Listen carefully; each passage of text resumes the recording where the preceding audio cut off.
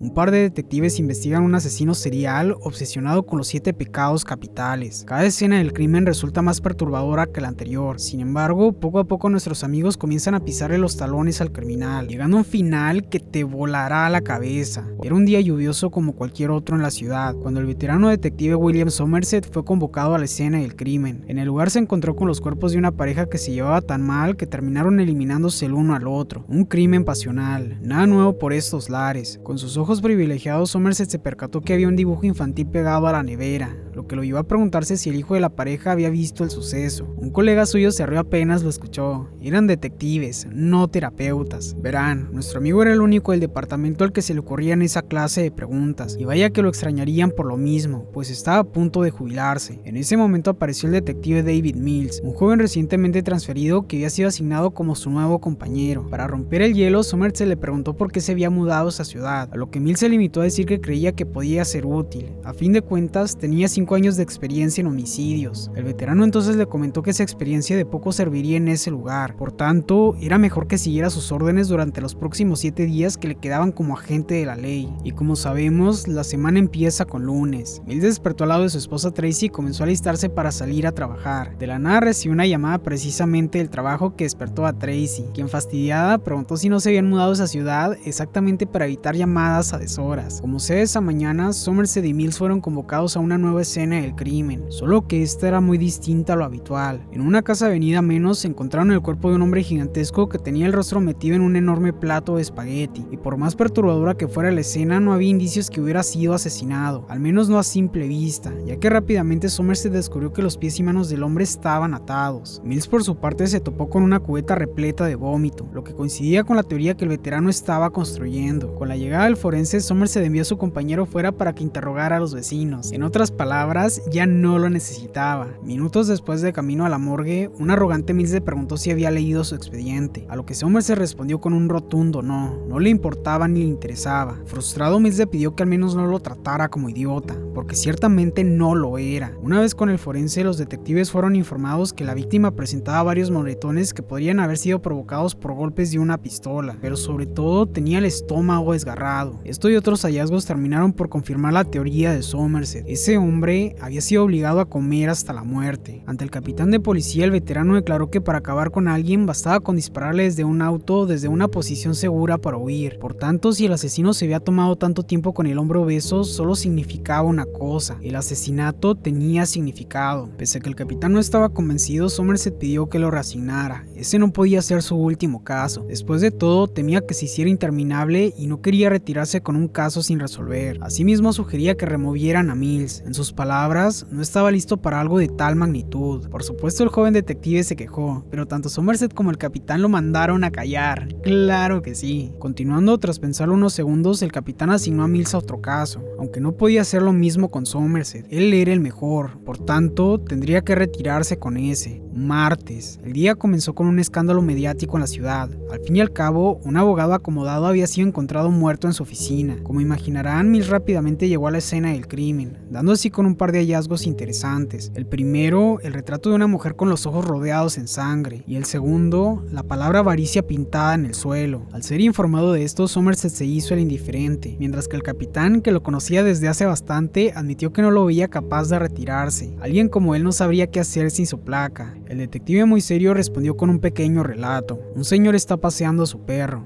Lo atacan, le quitan su reloj y su cartera, y mientras está tirado en la acera indefenso, su atacante lo apuñala en los ojos. Eso pasó anoche a 4 cuadras de aquí. Simplemente ya he visto suficiente. Pese a esto, el capitán no estaba convencido. No obstante, antes de irse, le entregó un frasco con pedazos de plástico que había enviado al forense. Al parecer, el hombre obeso había sido obligado a comerlos. Movido por la curiosidad, nuestro amigo regresó a la primera escena del crimen e echó un vistazo a la nevera, descubriendo que debajo de la misma había unas marcas que coincidían con los fragmentos encontrados.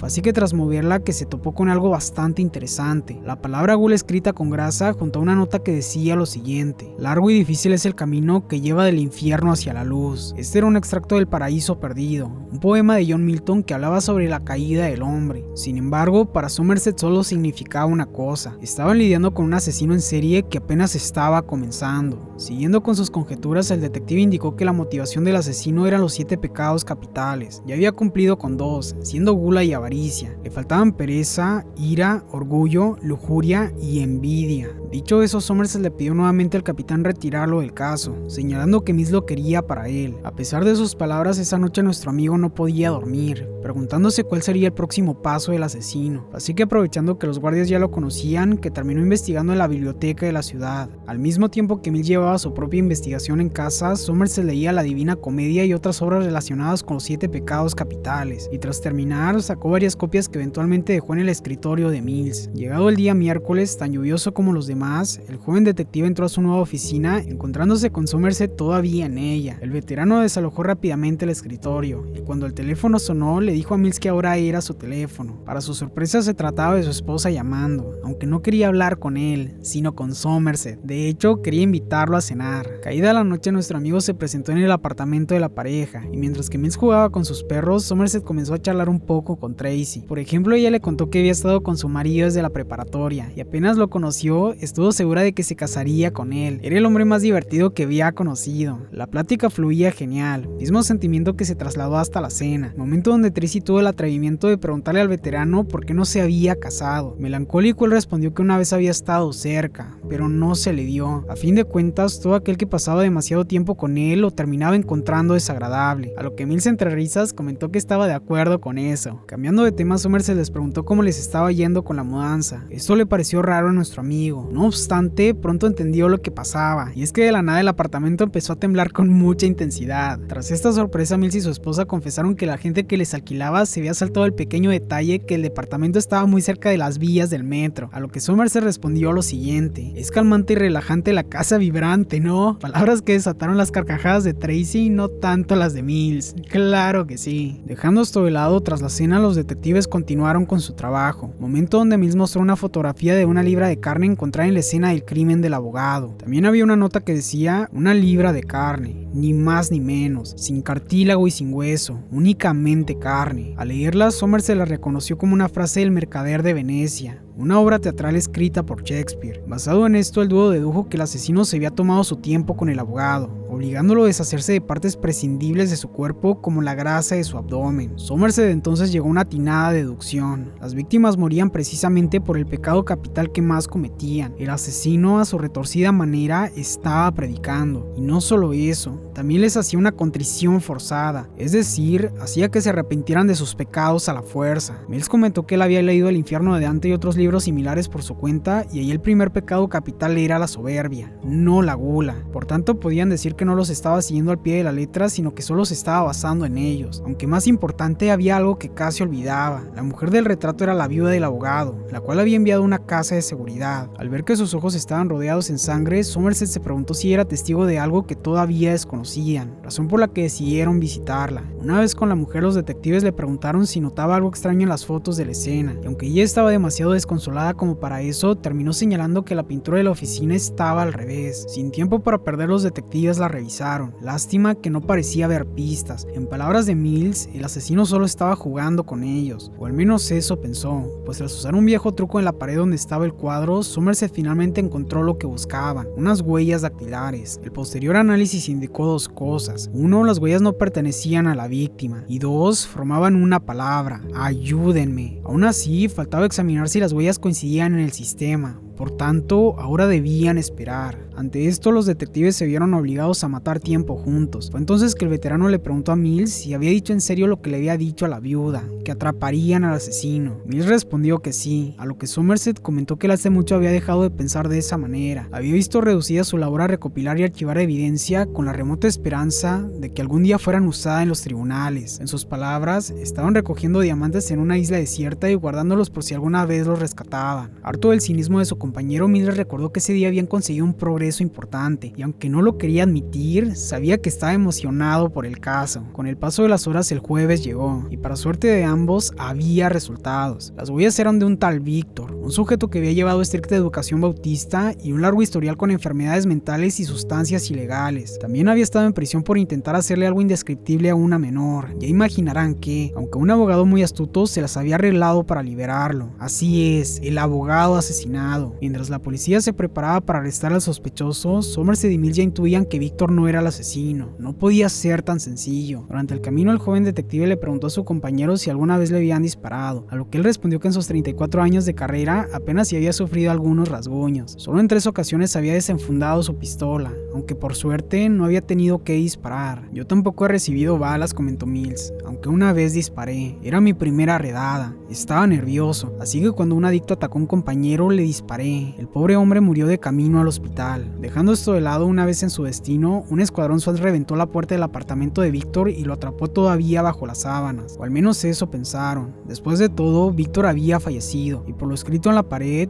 pereza era su pecado. Junto a la cama, los detectives encontraron una pila de fotos que documentaban el deterioro del sospechoso. Lo raro, la primera escena estaba fechada exactamente un año atrás. Mientras tanto, un policía curioso se acercó a Víctor y le susurró que había recibido su merecido. No obstante, en eso el muerto se agitó, evidenciando que el sujeto seguía con vida. Ante esto, Mills comenzó a desesperarse. El asesino estaba jugando con ellos. Somerset rápidamente lo tranquilizó. Debía manejar sus emociones. Mills estaba por hacerlo. Sin embargo, justo en eso fueron fotografiados por un fotógrafo de la prensa, lo que hizo que Mills furioso lo echara casi a patadas. No podía creer que la prensa se enterara tan rápido. Ante esto, Somerset reveló que era porque le pagaban a la policía por la información, y vaya que pagaban bien. Mills entonces pidió perdón por lo sucedido, aunque su compañero mencionó que era increíble cómo lo movían sus emociones. En definitiva, no sabía controlarse. Como sea, una vez en el hospital, el doctor aseguró que habían mantenido a Víctor inmóvil durante un año, esto a base de sustancias ilegales y antibióticos para las llagas. Mills preguntó si había tratado de hablar, a lo que el sujeto respondió que no, ya que además de tener daño cerebral por las sustancias, se había comido la lengua. Sin duda, un castigo terrible. Dejando esto de lado, al caer la noche, Somerset recibió una llamada inesperada de Tracy. Necesitaba hablar con alguien que no fuera su esposo. Se sentía tonta llamándole, pero era la única persona que conocía en la ciudad, así que si aceptaba podían verse por la mañana. Y con el paso de las horas, el día viernes llegó. Durante el encuentro, Tracy confesó que todavía no se acostumbraba a la ciudad. Solía ganarse la vida como profesora, pero las escuelas de ahí eran espantosas. Somerset notó que algo raro pasaba, así que preguntó directamente qué era lo que le preocupaba, y sincerándose, ella lo confesó: David y yo vamos a tener un bebé, y sabe, yo odio esta ciudad. Entendiendo a qué se refería, Somerset le contó su experiencia. Una vez tuve una relación muy parecida al matrimonio, nos embarazamos, y por primera vez sentí miedo. Recuerdo que pensé, ¿cómo puedo traer un niño a un mundo como este? ¿Cómo puede una persona crecer con esto en su ambiente? Le dije que no quería tenerlo, y en las siguientes semanas la convencí. Estoy seguro que tomé la decisión correcta, pero ahora no pasa un solo día sin desear haber elegido algo diferente. Tracy, si decide no tenerlo, nunca le diga que estuvo embarazada, pero si decide tenerlo, tiene que mimar a ese niño cada vez que se pueda. Es el mejor consejo que le puedo dar. Gracias, respondió Tracy. Devuelto a su investigación, el dúo protagonista se enteró que alguien estaba pagando religiosamente la renta de Víctor. Mills comentó que estaban lidiando con un loco de remate, aunque para Somerset, una persona tan calculadora no podía estar tan perdida de la cabeza. Después de todo, estaban siguiendo su guión al pie de la letra. Que tenga una tarjeta de biblioteca no lo convierte en Yoda, comentó Mills, hecho que dio una idea a nuestro amigo, llevando a conocer a Mills a un contacto del FBI que tenía acceso a todas las bibliotecas y por ende a sus registros. Verán, era un secreto a voces que el FBI lleva años espiando los hábitos de lectura de la sociedad. De esa manera daban con interesados en fabricar bombas o en cierto pintor austriaco. En teoría la policía no debía contar con esa información, pero Somerset era un viejo lobo de mar. Fue así que tras recibir el informe de su contacto, que descubrieron que una persona había pedido varios libros relacionados con los 7 pecados capitales en la biblioteca de la ciudad. Su nombre era John Doe, que en Estados Unidos es el seudónimo usado para los anónimos. Por suerte para los detectives, el nombre no era lo importante, sino su dirección. Mientras tocaban a la puerta de su apartamento, los detectives se preguntaban cómo iban a proceder. A fin de cuentas, no tenían una orden, pero sin que se lo esperaran, un hombre apareció al otro lado del pasillo y abrió fuego contra ellos. Mills se lanzó a perseguirlo por todo el edificio, pasando por varios apartamentos, las escaleras e incluso la azotea. Al final, el sospechoso tomó la escalera de emergencia para llegar a la calle y esconderse entre la gente, aunque Mills no planeaba detenerse. El detective rápidamente lo ubicó en un callejón, viendo que trataba de esconderse tras un camión, o al menos eso creyó, pues cuando menos lo pensó, el sujeto desde arriba lo atacó, despojándolo de su arma. Mills estaba a su merced. Al sujeto solo le faltaba apretar el gatillo, pero por alguna razón solo se marchó. Furioso, Mills se dirigió al apartamento del sospechoso con la intención de registrarlo. No obstante, su compañero le recordó que legalmente no debían estar en el lugar. A fin de cuentas, habían obtenido la pista del FBI, no no de la policía. Tras una breve discusión, Mills pareció comprender, pero con lo impulsivo que era, terminó derribando la puerta. ¿Y cómo solucionaron el problema? Sencillo. Le dieron un par de billetes a unos vagabundos para decir que ellos habían llamado a Somerset porque el sujeto les parecía sospechoso. Claro que sí. Con esto nuestros amigos consiguieron una orden para registrar el apartamento, el cual ciertamente estaba lleno de cosas interesantes, desde latas de salsa para espagueti hasta la mano cercenada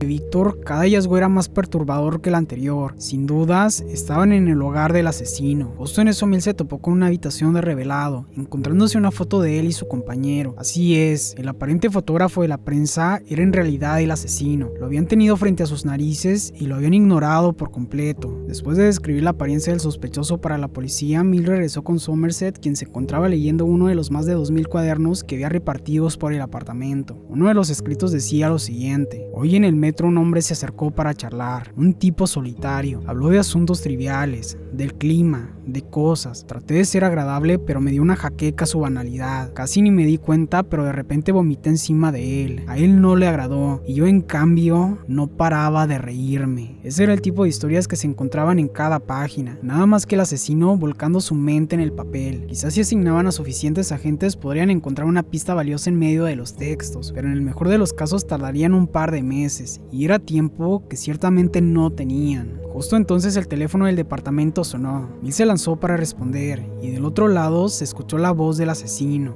Los elogiaba por haber encontrado su refugio. Sin duda lo habían sorprendido. Quería decir más, pero eso arruinaría la sorpresa, y sin más les colgó. Somerset y Mills volvieron a trabajar, fijándose en la foto de una cariñosa, una dama de la noche. Sábado, a primera hora del día siguiente, nuestros amigos visitaron una tienda donde fabricaban artículos de cuero, y en cuanto el encargado vio el retrato de John, les contó que había hecho un encargo muy especial para él. Al ver la foto del artículo, los detectives se sorprendieron. No obstante, justo en ese recibieron el aviso de que la cariñosa había sido asesinada. Una vez en la escena del crimen, además de la palabra lujuria, se toparon con un hombre asustado que había sido testigo del asesinato. Bueno, más que eso en realidad. Como sea, durante el interrogatorio, Somerset le exigió una explicación sobre el artículo que se había puesto, mismo que el hombre de antes había fabricado. Un arnés de cuero con una enorme cuchilla que se ponía en su amiguito de abajo. Ya imaginarán a qué me refiero. Al borde del colapso, el testigo confesó que el asesino lo había obligado a punta de pistola a usar esa cosa y tener pasión con la chica. Sin duda, una mente retorcida. Hartos de tantas barbaridades, Somerset y Mills se dirigieron a un bar para despejarse, lugar donde el veterano no puede evitar decir que su investigación no tendría un final feliz. En sus palabras: si atrapamos a John Doe y resulta que es el diablo, si es Satanás en persona, quizás salgamos satisfechos, pero no es el diablo, es solo un hombre. Mills no compró su pesimismo, aclarando que sí lo lograrían. Nuestro amigo lo miró casi con ternura, burlándose de que siempre tenía que ser el héroe. Bien, pues en esa ciudad no existían los héroes, y Somerset había elegido la apatía como escudo contra aquello que no podía cambiar. Pese a esto, el joven se mantuvo firme en su postura. No había nada que pudiera hacerlo cambiar de opinión, porque si estaban vivos, era por algo. Dicho eso, se retiró del bar, no sin antes pagar por ambos y agradecerle a su compañero por la invitación. Mientras Mills regresaba a casa con el amor de su vida, Somerset se hundió en la suya en soledad. Quizá lo peor estaba por venir. Así llegamos al día domingo, el último día de la semana y el que podría marcar la conclusión de esta historia. La víctima del día fue una joven modelo cuyo rostro había sido mutilado,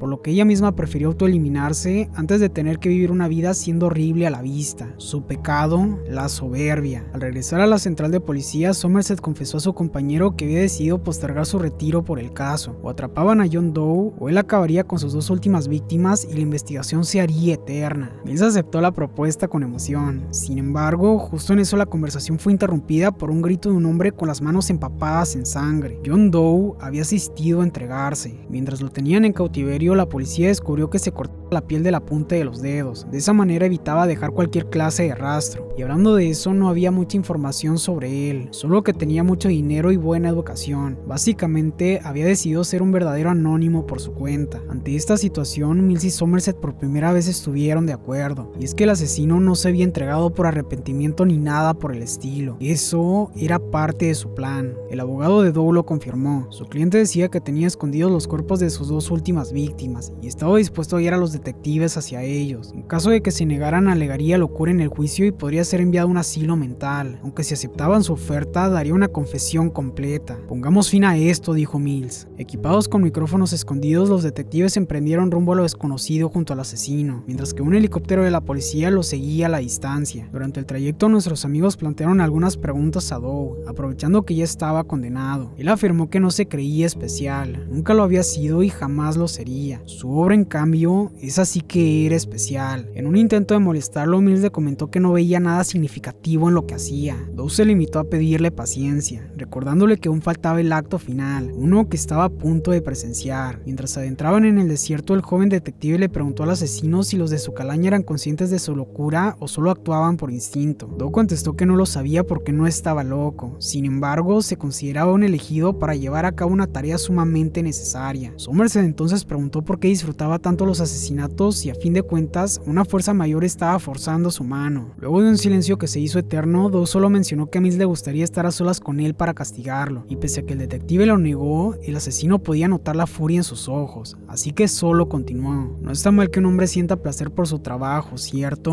Aunque no negaré mi deseo personal de castigar a quien insulta a Dios. Primero un hombre obeso, un ser despreciable que apenas podía pararse, que si lo viera comer le darían ganas de vomitar. Luego elegí al abogado, un hombre que dedicaba su vida a hacer dinero con cada palabra para mantener a criminales en la calle. También estaba la mujer, una mujer tan fea por dentro que no puedo soportar seguir viviendo sin ser hermosa por fuera. El traficante, que además de traficante intentó hacer algo indescriptible a una menor. Y no olvidemos a la cariñosa, que esparcía enfermedades por doquier. Solo en un mundo tan sucio, alguien podría afirmar que esas personas eran inocentes sin sentir vergüenza. Pero ese es el punto. Vemos un pecado capital en cada esquina, en cada casa, y lo toleramos. Lo toleramos porque es común, es trivial. Lo toleramos mañana, tarde y noche. Bueno, ya no. Al escuchar eso, Mills confirmó que el asesino también sufría delirios de grandeza. Todo ofendido le reclamó que debía estar agradecido con él, no solo por perdonarle la vida en aquel callejón, sino porque después de su obra, el mundo entero sabría su nombre. Con su paciencia al límite, Mills lo señaló como un simple bufón que se creía demasiado su historia. Con suerte, sería el estampado de unas pocas camisetas, a lo que Doe simplemente contestó con una sonrisa. Una vez en su destino, el asesino preguntó por la hora,